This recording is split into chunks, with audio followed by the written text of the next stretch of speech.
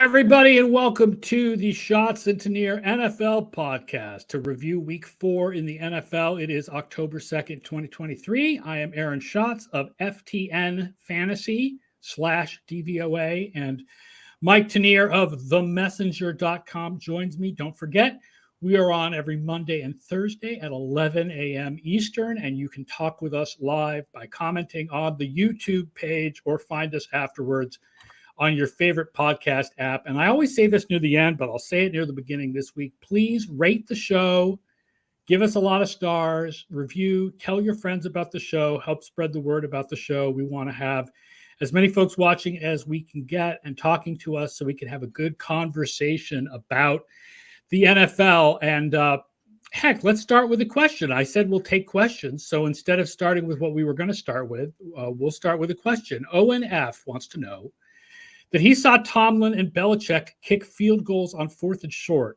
Has the modern game passed them by, and why do the Steelers and Patriots look so slow compared to the other teams? I'll say Tomlin. Okay, so there's two different questions there, really. As far as 4th down goes, Tomlin has always been conservative on 4th downs. Mm-hmm. Belichick is a very weird story because Belichick was the most aggressive coach in the league, other than Sean Payton, for most of his career. And then around 2012, which is not tagged to any event, right? It's just a random year. Yeah. He suddenly got conservative on 4th downs, and now he's super conservative. You can't say it was because of that Indianapolis Colts 4th and 2, because that was in 2009. Right. And you can't say it was because he lost Tom Brady, so now he doesn't trust his offense, because he still had Tom Brady. Right. So it's very strange what happened to Belichick on 4th down. I mean, I absolutely think analytically, the modern game, I'm a Patriots fan, so I'm going to comment more about Belichick. Listen, Belichick has always been about not just motivating players, but game planning. And look, he came out and he slowed down the Miami offense a couple of weeks ago. He's still got the game planning juice. Right. Tomlin is mostly about motivation, right? He's not a game planner, and he's not an in-game decision maker. He is a motivator and a locker room manager, and that has never changed, and that is where his skill set is. Right. Why do the Steelers prefer, and Patriots seem to prefer slower players? I don't know if the Steelers do. I mean, George Pickens is here in New England. We're like, why didn't we draft George Pickens? Why did we take Tyquan Thornton? Well, the funny thing is they took Tyquan Thornton because he was supposed to be fast, right, and finally get the Patriots a fast receiver, and it turns out he's vaporware. Well, the Patriots do tend to let's get one fast receiver instead of let's prioritize fast receivers. And that goes in free agency too, where it's like, oh, we're going to go out and get Kendrick Bourne, and we're going to go out and get Parker. And these are these older, like more tough guy type of guys. But in that sense, the Patriots are just slow. This is a very slow offense. It's been that way for 2 or 3 years. It is a big problem. It is a big blind spot for them. I think the Steelers are slow because they play slow. Because like they're just nothing is getting done right on offense, and I don't think everyone's really comfortable with the system, and they're not making the best use of what speed they have, starting with Pickens. Yeah. Also, another game we weren't going to hit, but Todd Singer says he thinks that Brandon Staley made a mistake by going for a 4th and 1 to try to ice the game yesterday against the Raiders. He would have preferred that they force the rookie quarterback to drive the length of the field in his first start. I know the numbers were with the go for it, and for the second straight week, they went for it, failed, and won the game anyway, which is interesting. I mean, that 4th and 1 to ice the game, you're normally going to convert that like 75% of the time, and it ices the game. Right. It ends the game. Yeah. So I'm not, I mean, yes, I mean, O'Connell was bad yesterday. O'Connell had the worst DYAR of any quarterback yesterday. Including Dorian Robinson Thompson's Dorian Thompson Robinson was the second worst. Wow. Yeah, they were the 2 worst quarterbacks of the week. Were the two later round rookies. Not a shock. DTR ran like backwards 20 yards and threw the ball like wee a couple of times. And I'll add, by the way, that Justin Herbert, apparently, I don't know if it was on that play or whatever, but he broke a finger in his non-throwing hand. Okay. But they have bye week this week, so he's got 2 weeks until he has to play again. So he'll probably be fine. They need it. Mike Williams is out. They need Eckler back at some point. They're charging in terms of one by one guys going down. Jim Steckschulte says, Mike, I'm sorry for your backup quarterback in their first start bets. Did you make backup quarterback in their first Both start? of them. Both of these nitwits. Now, I kind of like Aiden O'Connell. And of course, it's the Chargers. It's like the Chargers are going to screw this up at the end of the game. And they tried. Mama, they tried to screw it up at the end. You sure you just don't think he's Derek Carr's clone because he wears the same number and looks so much like him? It's terrifying. And I wasn't a huge fan of him coming out of school, but, he looks real good in the preseason. I can see him in that system, which is just high formation and then play action and throw it to Devontae. I saw that. I knew Dorian Robinson-Thompson. That was like a kind of a reach along the way. Trusting the Browns defense, worried about the Ravens injury report, although guys were coming back. That's probably something I should have not placed the bet on that. And again, I didn't count on running 20 yards backwards and fumbling, spinning out of 3 tackles and just throwing an interception. Elijah Moore going, to the 20. Did he have the 20-yard loss? That was yesterday. Elijah Moore had the 20-yard loss. Yeah. Yes, it was beautiful. It was transcendent. So yeah, you win some, you lose a lot of them. Yeah. Let's talk about the game of the day, man. Let's talk about the DVOA Bowl between the Buffalo Bills and the Miami Dolphins, which did not turn out to be close. No. Buffalo blew out Miami. The Bills are now the best 3-1 team in DVOA history. Wow. They are like 6th or 7th ever among teams that through 4 games, which puts them slightly ahead of the 96 Packers as the best 3-1. Now, I pointed this out on Twitter because someone asked me. The fact is, the top team through 4 weeks hasn't won the Super Bowl since 2009. I mean, a lot of the teams that win the Super Bowl are like 3rd through 4 weeks, and a lot of the teams that are 1st through 4 weeks lose the Super Bowl, like last year's Eagles. Wow. So this is not a guarantee of anything, and you would rather, if you're a Bills fan, you would rather end the season well than start the season well. Right. But you would rather start the season this good than not start the season this good. And they looked really, really good. The defense looked really good. Obviously, they're going to miss Tre'Davious White now that he's done. Right. But they'll get Von Miller back soon. Yep. Their defense looks really good. Part of the reason, they were able to slow down Miami, I think, is the game script. Because once it got out of hand and Miami couldn't really run the ball anymore, Buffalo could really just sit back and play the pass. And they've got the offense. Unlike the Patriots, who kept the Dolphins scoring down in week 2, the Bills have the offense to outscore them. Right. So you can create an imbalanced game. And not only can you sit back in zone if you choose to, but you can take risks. They were sending some corner blitzes and things like that. Well, that's a sign. I have a margin for error against Tyreek Hill and Tua Tagovailoa. So I take a corner blitz, and if I get a big play and a turnover, then I can get this game in hand. If not, we got 10-point lead. It becomes a 7-point lead, whatever, if we make a mistake. The Bills used all of that margin for error. And the fact that I think, no surprise to you, they're stronger, from guy 1 to guy 53, both sides of the ball all the way down. They're just a stronger team. They're going to have reasonable answers for anything, even the Dolphins throw at them. Right. You said in your Messenger column this morning, the Messenger Walkthrough Monday recap, you said, look, in the AFC, this is who can handle the Dolphins, the Bills and the Chiefs. Everybody else, probably not, right? Right. And that's true. I think that the Dolphins are still really good. They're still one of the best offenses we've ever tracked. Mm-hmm. Their defense is not good. I was completely wrong about their offense this year and completely right about their defense, which is that we were really blowing out of proportion the Vic Fangio coming to town thing. Right. But their offense is so good that they can overcome that against almost everybody else. But Kansas City and Buffalo on offense should have the ability to outscore them. Right. We'll talk about Kansas City in a second, if their defenses can keep them down. That's right. And there was a lad covering Stephon Diggs. I'm not aware of who he was, but I kept watching this kid, and it's like, this is a mismatch. So I think it was Kader Kohu, who's normally the nickel, but I think he may be forced into more. Either they got Diggs into the slot. I don't remember if they got Diggs into the slot to get him on Kohu, or Kohu just is stuck playing because Ramsey is hurt. And Kohu he was an undrafted free agent out of Texas A&M Commerce or something. And he was really good last year as a rookie. But I talk a lot about cornerback performance is really inconsistent. Whether you are using stats or PFF grades or just the eye test, it's just the most inconsistent position in the game. Mm-hmm. And so, Kohu's great performance from last year has become Right. And you're facing Diggs and you're playing all the time as opposed to being a nickel or a dime guy. And, whenever there's a little weak link, when you're in that AFC arms race, any little weak link, somebody's going to be able to exploit it. Yes. The secondary is a weak link system, which is you would rather have 3 good corners than 2 great corners and 1 bad corner. They'll find you. They will find you. Right. Because they will find the bad corner. Yes. So thinking about teams that will challenge Buffalo and Miami, let's talk about Kansas City. Yeah. Who are only 8th in DVOA right now and only 8th on offense. And what happened to them last night? And how much do you think it was the Jets defense is really good? And how much do you think it was Mahomes just made a couple of weird throws where like people on Twitter were like, is he hurt? Like it was weird.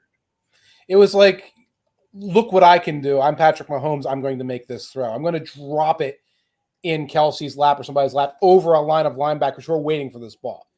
It was a little bit of a I'm immortal, I'm the hero type of play. We saw a little bit, I think, from Josh Allen in week 1 against the Jets. And again, it is the Jets defense. They're good. But it's like, watch me knock this team out in the second quarter. Watch me deliver the knockout blow so we can all go home, because I am great and you are great. But like making these sloppy mistakes. There were a couple of times it looked like him and Kelsey were miscommunicating.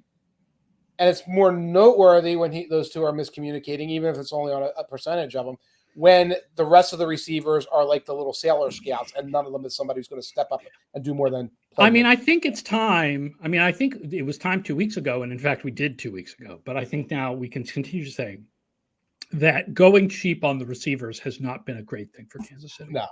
Right. You're getting a drop here, a drop there, even though it's not like the story of the game anymore. You're getting that. Number 2 in the team in receiving was Pacheco. Yeah. Yesterday, so you got one big play from Tony. That's all you can count on. And it's like there's nobody to say, okay, Kelsey's making a mistake. Kelsey's blanketed. You're bracketing him. Whatever. Who's the next guy? The next guy is a committee, and it's not a very good committee. Jim Stex also says if you want to be cynical about it, you could say that Mahomes tried a couple passes with the intent of making his teammate look good in front of a young lady. But I don't think that's actually the case. I think Kelsey is just his favorite receiver because look at who his other receivers, right? Like Kelsey is clearly the number 1 receiver. Who's the number 1 receiver otherwise? Like Rashee Rice? Like Sky Moore? No. Like I took Sky Moore in a fantasy league and the whole Sky Moore fantasy, he's going to be the number 1 receiver thing. That is not born fruit. Ooh. I'm not sure. I would not have trusted that from Jump Street in any way. I like Sky Moore coming out of college, but it's like, that's just like picking a guy by default. And basically that's what it was. It was picking a guy like default. Somebody has to be the number 1 receiver. Sky Moore has the best draft, credentials. He probably is going to be him, but It's not. There isn't one. It's Kelsey, right? It's Kelsey. Right. And the Zach Wilson pendulum really fell way down into the, like, he's like some sort of troglodyte going into this game. So when he went out there and completed a few passes, and ran away from would-be sacks, and at least got the ball down the field or out of it, didn't throw an interception. People were stunned by this, that like he is not good, not even average, not below average, but baseline, borderline capable of not tripping over his own feet when he takes a snap. I think that Zach Wilson is young, but I still, like people were saying last night, he's younger than such and such and such and such. Yeah, that doesn't mean this was the breakout game where all of a sudden he's going to be good from now on. Like, I still trust the 2 years of data more than I trust this week's game. I also think Kansas City's defense has declined a little bit from last year. They were doing some weird coverage things. Yeah. George Karlaftis, who's been very good the first 3 weeks, was not last night. Like, you never heard his name until he was in coverage on Garrett Wilson, which is a bad idea. So, I think some of it was that there were guys open. Wilson ran away from Karlaftis once. I think he ran through a tackle once. And was it that good a game? It wasn't that good a game for Wilson. No, it was a slightly above average. Your high end game for him is, you were able to, you got the ball in the 40 after a turnover and you managed to punch it in. That's. Sure, that's going to be a high end that like any quarterback, like a third stringer coming in, is going to be able to reach. I think that's what you're getting with Wilson. The low end is coming again and coming soon. Useful Title says, speaking of the Kansas City receivers, that you would think that Andy would remember the 2000 Eagles teams with notables like Torrance Small, James Thrash, and Freddie Mitchell and work to avoid doing that again. Don't forget Todd Pinkston. Todd Pinkston is their running backs coach now. Yeah, wacky.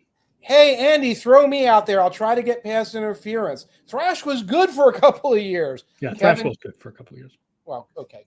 Kevin Curtis, Charles Johnson. It was a whole decade of these guys with T.O. mixed in the middle. But,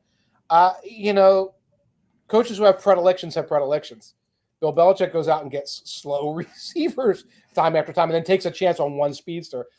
Andy seems to be doing this again. It's odd, but you do what you do. What was your biggest surprise of the week? Can we start with yours? Because mine piggybacks off of yours. Yeah, my biggest surprise of the week is the Houston Texans. Yeah. I know Stroud looked good in the first couple games, but I did not expect them to go out there and completely thrash Pittsburgh. I thought, okay, well, in the long run, there are plenty of rookie quarterbacks who've had a good game or two early. Right. But the Texans' defense is bad. And they're just, this will be close. And no, the Texans' defense has been average. Yes. The Texans' offense has been average. Yes. And that's because the running game is dragging them down. They are, so far, fifth in pass offense. Yeah, with a rookie quarterback. So Stroud, and I made a joke on Twitter about, Davis Mills had a really great game early too. I know Stroud is, I know the eye test, scouting people, right? Stroud is better than Mills. I was being obnoxious. Come on now. I mean, Stroud is the real deal. Yeah. So Houston has surprised me. Good. And what you're seeing is a bunch of young guys coming up at once. Because Stroud is playing well. Will Anderson started making plays. They've got a rookie center. He's been out there with his patched up line. Held the Steelers sackless yesterday.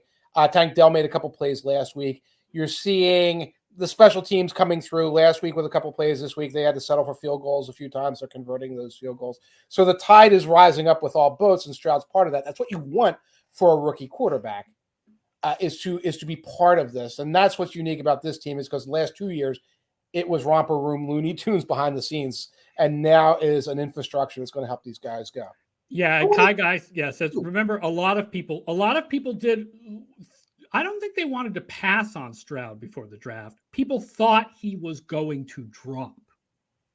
There was some talk that he was going to drop out of the number 2 pick, which I always thought was a little crazy, to the point where I put money on it, on Stroud being the number 2 pick, which, for all that I give gambling advice, I do not gamble very much, but I feel pretty confident on that one. Right. So the Texans very loudly coveted Young. Really wanted Young. They're a very leaky organization. It's not hard to figure this out. And so when the trade happens for the Panthers, and at first it looked like they might have wanted Stroud, but I think Reich and them got talked into Young along the way. It looked like the Texans might. I now see where they're coming from. The Texans might have said, in that case, let's get Will Anderson or whatever and move on. And instead they did all this other stuff. So I kind of see that. But my surprise is the flip side of that. Okay. I know I was ahead on the Steelers. I was way up on the Steelers. Okay. But I thought that they'd be a great defensive team with a average offense. And they're an okay defensive team with a hilarious, actually it's not even funny, a depressing offense that you can't even get anything started and you can't hang your hat on anything. And I was never a Matt Canada fan, but holy cow. This just deteriorated into complete uselessness. Yeah, now Pickett is out. Yes. For a while, anyway. Yeah. They don't know if he's out for a while, how long he's out for, but it's the Mitch Trubisky show now. It's the Mitch Trubisky show. Pickett hasn't been the solution, hasn't been the problem, has not been the solution by any means. And, you wake a Steelers fan up in the middle of the night and they'll be like, fire Canada! And they've been like that for 2 or 3 years. And I get it, and I'm kind of on board with it right now. I don't see what this team can do. It doesn't matter if Trubisky's out there. They don't get the ball to pick in. I don't think the offensive line is that good. I think Najee Harris is not that good. Right. Separate from the offensive line. Allen Robinson is Allen Robinson still. Right.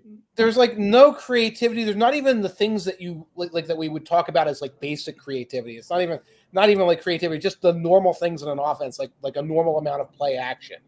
or like a little dose of RPO or anything. It's like, it's nothing. It's drop back passing and conventional, running game, inside, outside zone, duo, that kind of stuff.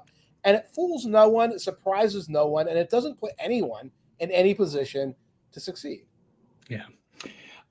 What is your great priors confirming moment of week 4 that you were like, yep, I was right? Nothing. This was a terrible week for me. Nothing beside the obvious. Hey, the 49ers are good. Hey, the Eagles are 4-0, even though it's all nip and tuck.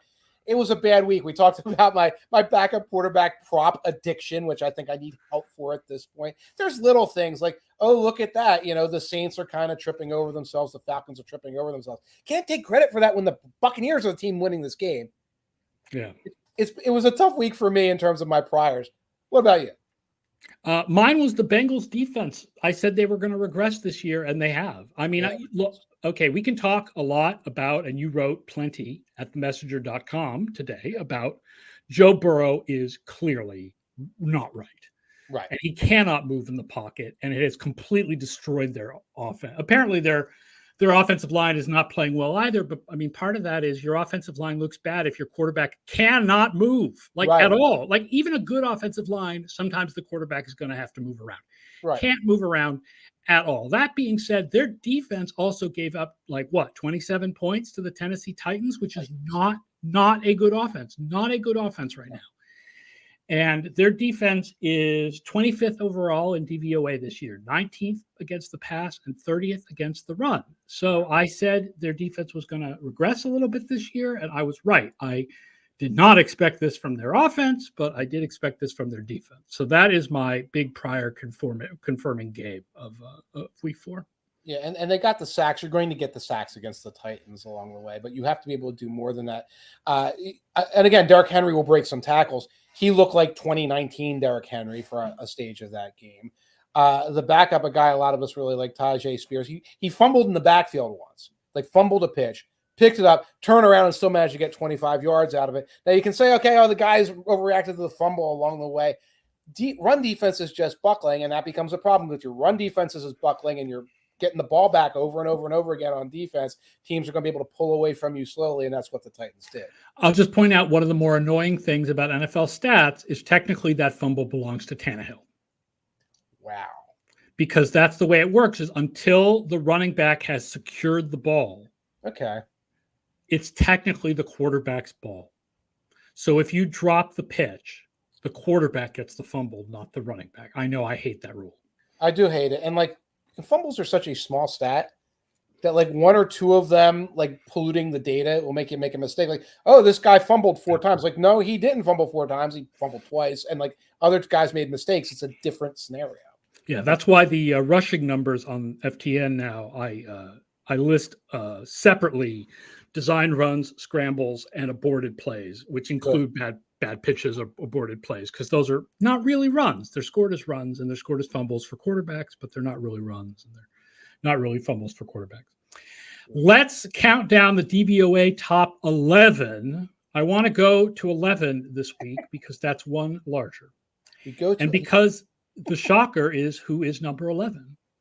The Houston Texans. The Houston Texans have been good. The Houston Texans have been good this year. Houston Texans. Number 10, Seattle. Number 9, still Cleveland, despite this loss. Yeah. They fell a few spots. Right. Number 8, Kansas City. I feel like they're a better team than this, but I feel like they've done this for a couple of years where they start out slow and we're all like, what's wrong with Kansas City? And then they turn out to be Kansas City in the long run. So the Patriots used to always start out 2-2 and win the Super Bowl, didn't they? Yeah. Miami 7. All right. That's a drop. Philadelphia 6. Dallas 5. Baltimore 4. Quietly. But so injured. How long is that going to last? I don't know, but Linderbaum came back. One of the other big guys came back. It wasn't left tackle. If they start getting guys back, if they get an Odell back, if they get the left tackle back, they can. Yeah, quietly good. Yeah. Detroit 3rd. Woo! Big win on Thursday. Yeah, I'm driving the Detroit bandwagon, I guess. San Francisco second. Buffalo number 1. And San Francisco second, where the number 1 team usually is. Right. Okay. Yes. All right. Mm-hmm. 47.7. Mm-hmm. Buffalo number 1 in the all-time top 10 at 59.2. And I know people are like, they lost to the Jets. They lost to the Jets in overtime. On a punt return. And then they destroyed the next 3 teams on their schedule, one of which was Miami. Yes. Like 3 straight. The Bills have been freaking good. Yeah, 3 straight 30-point wins coming off of a game where there's a couple of quasi non-repeatable plays that contribute to that loss, where there's a punt return touchdown, where there's an 80-yard run by a running back. Obviously I don't think they won the DVOA battle in week 1, but you can look at that week 1 loss and say, oh, this is why the Bills lost. This isn't a sustainable way that they're going to have problems. We usually review the reverse post-game win expectancy games. There was one this week, and it gets us to the opposite of the Bills, which is Denver and Chicago, where Chicago was given a 70% chance of winning the game. Denver is the worst defense ever tracked through 4 games. Well, they made Justin Fields look like Patrick Mahomes for 35 minutes yesterday. And they gave up 70 to the Dolphins. So, it's been really bad. And here's the thing. Okay. It's mostly the same players as last year. So you're like, what happened? Now, part of what happened is Bradley Chubb got traded, because I went and looked. Someone asked me about this. Mm-hmm. The Broncos were 4th in defense last year before the Chubb trade and 25th afterwards. That seems like he should not have that kind of impact. But it's right. That feels like that can't all be Chubb. Right. But a little bit of it is Chubb. But then it's still mostly the same people this year that were 25th last year, and they're hideous.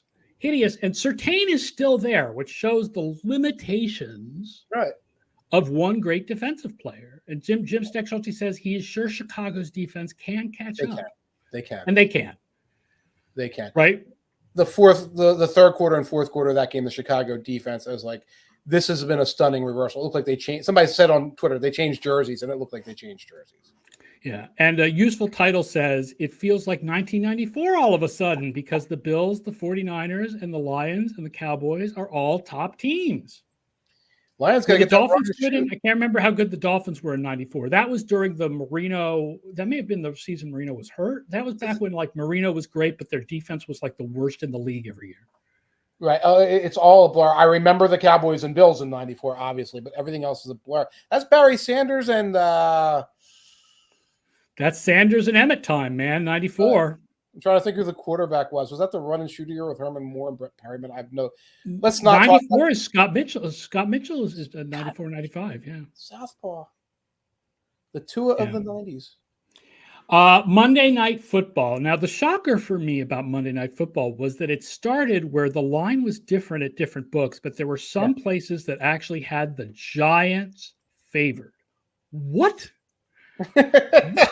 Whoa! Like, I know they're the home team, but like, what? Okay, so it has calmed down since then. The line is either 1.5 or 2 in favor of the Seahawks, depending on which book you're looking at. But I will point out, Seattle is a top 10 team by DVOA so far, and the Giants are 31st.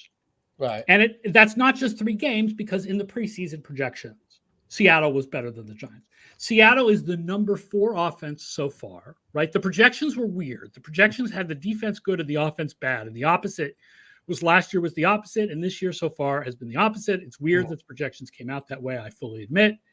But Seattle is a strong offense. The Giants suck on defense. Right. And I feel like this was like my pick of the week. Like Seattle only -1.5. Like, I know it's in New York, but Seattle is the better team, right? Tell me I'm wrong. No, Seattle's the better team. I looked at both teams have like a phone book of an injury report. And so if you start trying to like parse the injury report and saying, oh, well, the Seahawks are without this, the Giants are without this, I think the Seahawks have proven this year they can compensate for the injuries better than the Giants can. Seahawks lose their offensive tackles. The other guys come in, they don't play great, but they adjust the offense a little bit, and the Seahawks can still move the ball. Seahawks lost guys in the secondary. They didn't get completely torched. They sort of had a solution for this. So I think they can overcome that. The one thing I've seen from the Giants is they don't have the depth to overcome loss of Thomas at left tackle. Yeah, like last year they overcame all those injuries at wide receiver and cornerback. Mhm. And it was really impressive. Thomas is a different story. Yeah, Thomas is a different story because it buckles across the entire offensive line. I know we don't like talking about running backs. They consistently make sure Saquon is backed up by nobody Yeah. who brings anything to the table that adds anything dynamic to the offense. So it's kind of a little net loss. Kind of like when the Saints lose Kamara. It's like, oh, you lose this guy who's your receiver, and he's like your deep threat. Your boundary threat, et cetera, et cetera. I don't see the Giants being able to compensate. I know crossing the country or whatever. I don't think that's that big a deal. Seahawks. Take the Seahawks. All right. So we're both strong on the Seahawks Yes. this week. All right. That does it for our week 4 wrap up and Monday Night Football preview. Schatz and Tanier NFL podcast. Remember, we are here at 11 a.m. Eastern time on YouTube every Monday and Thursday. And then find us on your favorite podcast app and tell all your friends to listen. We will be back Thursday morning at 11 to preview Week 5. For Mike Tanier of themessenger.com, I am Aaron Schatz from FTN, and we will see you on Thursday.